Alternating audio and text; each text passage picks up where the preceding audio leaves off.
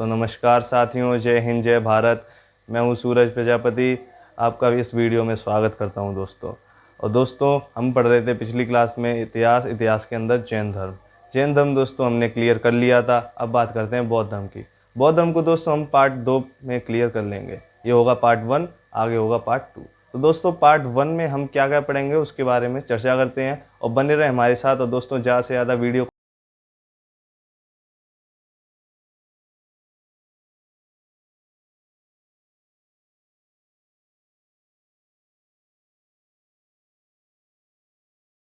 बौद्ध धर्म को पढ़ने से पहले कुछ बेसिक जानकारियाँ समझ लेते हैं। तो दोस्तों हमने बौद्ध धर्म से पहले जैन धर्म की भी वीडियो बना दी है। आप उसको हमारे चैनल पर विजिट कर सकते हैं और उसको चेकआउट कर सकते हैं। उससे पहले भी हमने इतिहास के कई सारे पार्टों को क्लियर कर दिया है, जैसे कि पाषाण काल, नवपाषाण काल और सिंधु घाटी सभ्यता, वैदिक सभ्यता, उत्तर वैदिक सभ्यता। दोस्तों उसको आप चेकआउट कर सकते हैं। ठीक है दोस्तों, समझते हैं अब आगे। देखिए, जो बौद्ध धर्म था उसके संस्थापक कौन थे? उसके संस्थापक थे दोस्तों गौतम बुद्ध। बात करते हैं उनका जन्म कब हुआ था। उनका जन्म हुआ था 563 बीसी को। अब देखिए, एक था बौद्ध धर्म और एक था जैन धर्म। ये दोनों धर्म एक ही समय के इर्द गिर्द थे, मतलब समय के आसपास ही थे। देखिए, बौद्ध धर्म के संस्थापक थे गौतम बुद्ध थे। बात करें जैन धर्म के संस्थापक थे दोस्तों ऋषभदेव। लेकिन वास्तविक संस्थापक कौन थे? वास्तविक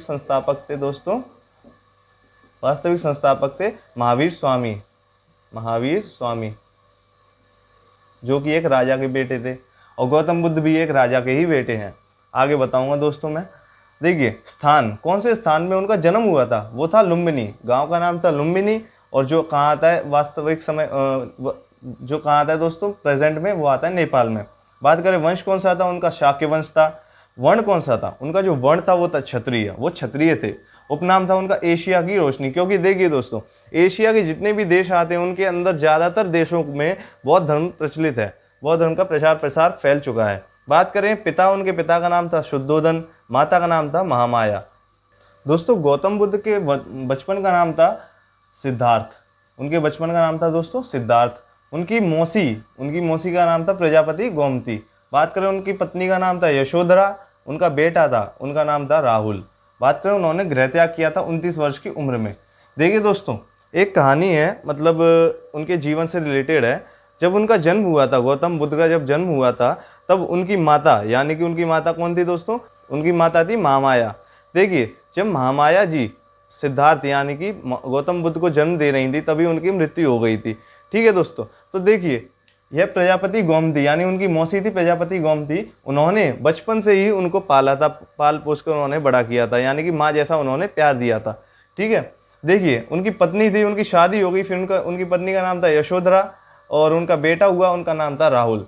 उन्होंने गृह त्याग कब किया था? गृह त्याग किया था उन्होंने 29 वर्ष की उम्र में। सांसारिक दुखों से मुक्ति पाने के लिए उन्होंने गृह त्याग किया था 29 वर्ष की उम्र में। ठीक है दोस्तों,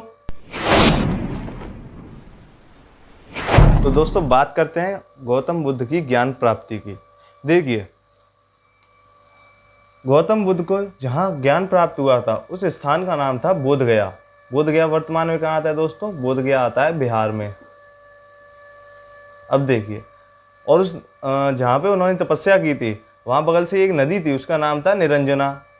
तपस्या करी थी उन्होंने 6 वर्ष। उन्होंने गृह त्याग किया था उन्होंने 29 वर्ष की उम्र में। गृह त्याग किया था 29 वर्ष की उम्र में और तपस्या की थी 6 वर्ष। तब जाके उनकी उम्र हो गई थी 35 वर्ष। 6 वर्ष तपस्या करने के बाद 35 वर्ष उनकी उम्र हो चुकी थी, जब उनको ज्ञान प्राप्ति हो चुकी थी। बात करें दिन कौन सा था उस टाइम पे? उस टाइम पे दिन था वैशाख का वृक्ष, यानी किस पेड़ के नीचे उन्होंने तपस्या की थी? उसका नाम था पीपल, या फिर क्वेश्चन में पीपल ना आता तो लिखा जाता है बट या फिर बोधि वृक्ष। 3 नाम से पुकारा जाता है इस वृक्ष को, पीपल, बट या फिर बोधि वृक्ष। बात करें उनके गुरु का नाम था अलार कलाम। देखिए, कोई भी व्यक्ति बिना किसी गुरु की सहायता के कभी भी आगे नहीं बढ़ सकता है, तो इनके भी गुरु थे, उनका नाम था अलार कलाम। पहला प्रवचन उन्होंने दिया था सारनाथ में, ज़्यादा प्रवचन दिए थे उन्होंने श्रावस्ती में। देखिए, पहला प्रवचन दिया था उन्होंने सारनाथ में और ज़्यादा प्रवचन दिए थे श्रावस्ती में। ठीक है दोस्तों, समझते हैं अब आगे। तो दोस्तों समझते हैं गौतम बुद्ध के जीवन के प्रमुख चिन्ह। प्रमुख चिन्ह क्या होते हैं उनके बारे में समझते हैं। देखिए गौतम बुद्ध के जीवन के प्रमुख चिन्ह। देखिए प्रमुख चिन्ह का मतलब होता है कि एक विशेष स्थान, यानी कि किसी जन्म में, यानी आपका जन्म हुआ, फिर आप युवा हुए, फिर आप प्रौढ़ हुए, जैसे जैसे आपकी उम्र बढ़ती जाएगी वैसे वैसे आपको उस चिन्ह यानी कि उसके जैसा आपको आंका जाएगा, बताया जाएगा कि आप किसके समान हैं। देखिए गौतम बुद्ध जब गर्भावस्था में थे, यानी वो गर्भ में थे, तब उनको हाथी का प्रमुख चिन्ह दिखाया गया कि वे हाथी के समान मतलब दिखाए गए थे। देखिए प्रसिद्ध चिन्ह था। बात करें उनका जन्म हुआ था, जब जन्म हुआ था तब कमल का प्रतीक चिन्ह था। ये प्रमुख चिन्ह दोस्तों, ये है प्रतीक चिन्ह। एक मिनट, प्रतीक चिन्ह, ठीक है। बात करते हैं यौवन अवस्था, जब वो युवा हो रहे थे तब उनका प्रमुख प्रतीक चिन्ह था सांड। वो सांड के प्रतीक चिन्ह के रूप में दिखाए गए थे। देखिए फिर जब समृद्धि हुई, यानी जब उनका विकास हुआ, ज्ञान प्राप्ति होती, जब ज्ञान प्राप्ति के मार्ग में चलते गए, तब उनका प्रतीक चिन्ह था शेर। जब उन्होंने गृह त्याग किया तब उनका प्रतीक चिन्ह था दोस्तों घोड़ा।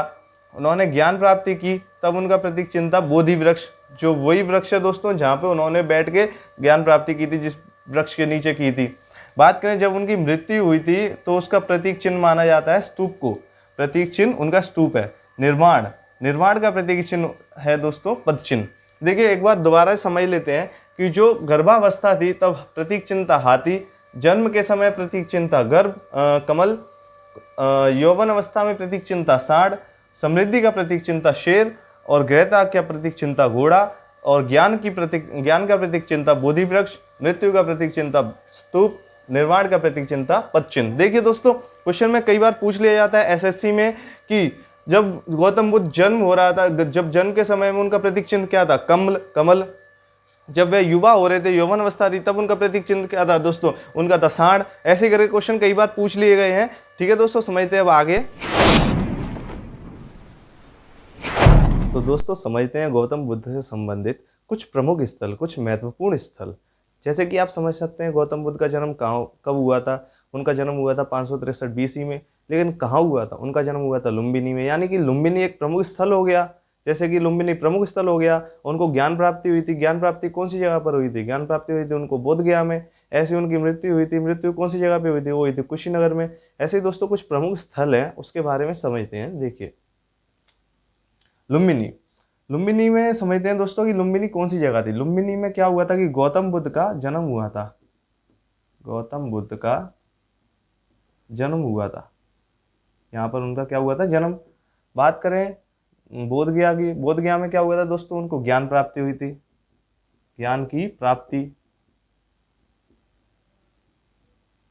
बात करें सारनाथ में, सारनाथ में उन्होंने पहला उपदेश दिया था, प्रथम उपदेश।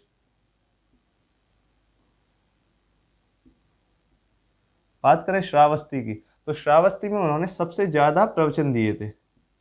देखिए समझते हैं, सबसे ज्यादा प्रवचन। देखिए अभी समझाऊंगा आपको, एक बार इसको ही समझिए। कुशीनगर में उनकी मृत्यु हुई थी, यहाँ पे उन्होंने प्राण त्याग दिए थे। ठीक है, अब समझते हैं जो लुम्बिनी है, लुम्बिनी आता है दोस्तों नेपाल में। कहाँ आता है, नेपाल में। बात करें बोध गया की, बोध गया आता है बिहार में।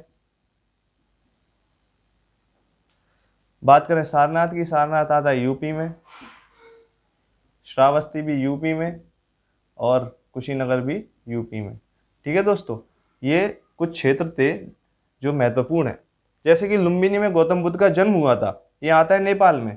ठीक है, बोध गया में उन्होंने ज्ञान प्राप्ति की थी, एक पेड़ के नीचे बैठ के। उस पेड़ का नाम है क्या है, आपको कमेंट में बताना है दोस्तों। तो इन्होंने ज्ञान प्राप्ति हुई थी। बात करें सारनाथ में, सारनाथ में उन्होंने पहला उपदेश दिया था। प्रथम उपदेश कहाँ दिया था, सारनाथ में। और श्रावस्ती में सबसे ज्यादा उपदेश दिए थे। यानी कि पहला उपदेश दिया था सारनाथ में, लेकिन सबसे ज्यादा उपदेश कहाँ दिए थे, श्रावस्ती में सबसे ज्यादा उपदेश दिए थे।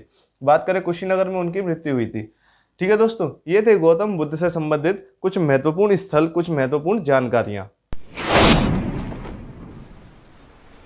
दोस्तों अब समझते हैं बौद्ध धर्म का विकास, किस तरह से बौद्ध धर्म फैला, उसका विकास हुआ, देश विदेश में गया, उसको समझते हैं।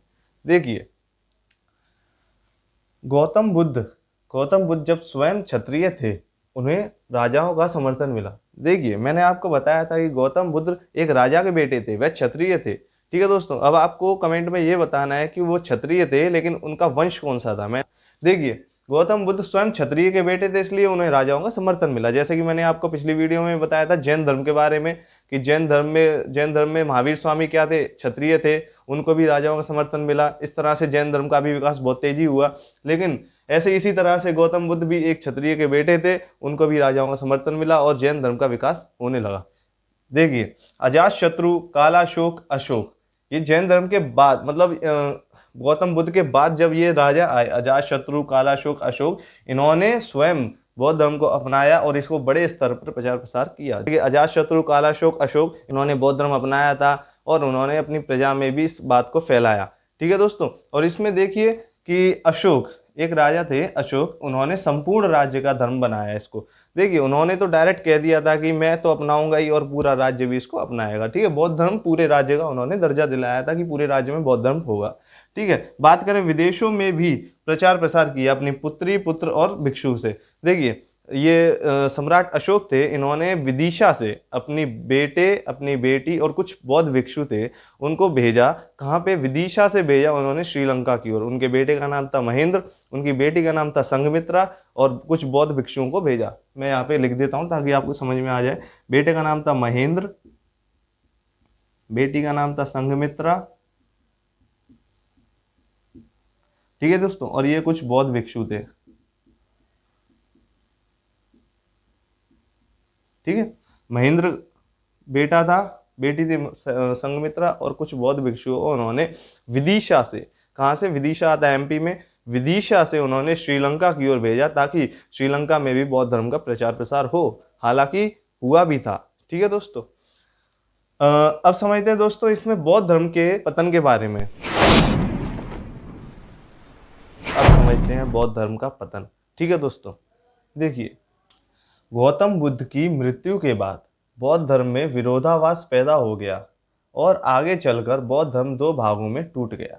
ठीक है दोस्तों, जब बौद्ध धर्म था जब गौतम बुद्ध थे तब क्या हुआ था? एक धर्म अच्छा था, चलता था। लेकिन जैसे ही गौतम बुद्ध की मृत्यु हुई तो क्या हुआ कि इसमें विरोधाभास यानी कि विरोध होने लगा इस धर्म में। ठीक है दोस्तों, तो विरोधाभास की अवस्था फैलने लगी और क्या हुआ कि ये इस धर्म को दो भागों में टूटना पड़ा। उसमें से दो भाग थे, एक का नाम था हीनयान, एक का नाम था महायान। इनको अब आगे समझेंगे। ठीक है दोस्तों, देखिए बस इतना ही है इसमें बौद्ध धर्म के टूटने पर कि जब गौतम बुद्ध की मृत्यु हुई थी तब क्या हुआ था कि ये इसमें विरोधाभास पैदा हो गया बौद्ध धर्म में और आगे चलकर वह दो भागों में टूट गया, हीनयान और महायान। अब इनको समझते हैं दोस्तों। अब समझते हैं बौद्ध धर्म की संगीति के बारे में। संगीति का मतलब होता है बैठक। ठीक है दोस्तों, देखिए बौद्ध धर्म की संगीति का मतलब क्या होता है? बैठक। यानी कि बौद्ध धर्म में कितनी बैठक हुई थी जब राजाओं के टाइम पे? 1, 2, 3 और 4। गौतम बुद्ध की बौद्ध धर्म की संगीति 4 हुई थी। ठीक है दोस्तों, पहली कहाँ हुई थी? राजगृह, दूसरी हुई वैशाली, तीसरी हुई पाटलिपुत्र और चौथी हुई कुंडल वन।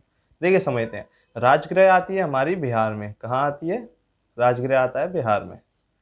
बात करें वैशाली वैशाली आता है नेपाल में। वैशाली नाम के क्षेत्र आता है दोस्तों नेपाल में। पाटलिपुत्र आता है दोस्तों बिहार में। और बात करें कुंडल वन आता है जम्मू कश्मीर में। ठीक है दोस्तों, अब देखिए पहली जो बौद्ध संगीति हुई थी तब उस टाइम पे जो राजा थे उसका नाम था अजातशत्रु, और दूसरी हुई थी तब उनके राजा थे कालाशोक, तीसरी में अशोक और चौथी में कनिष्क। ये 4 राजा हुए थे मतलब उस टाइम पे।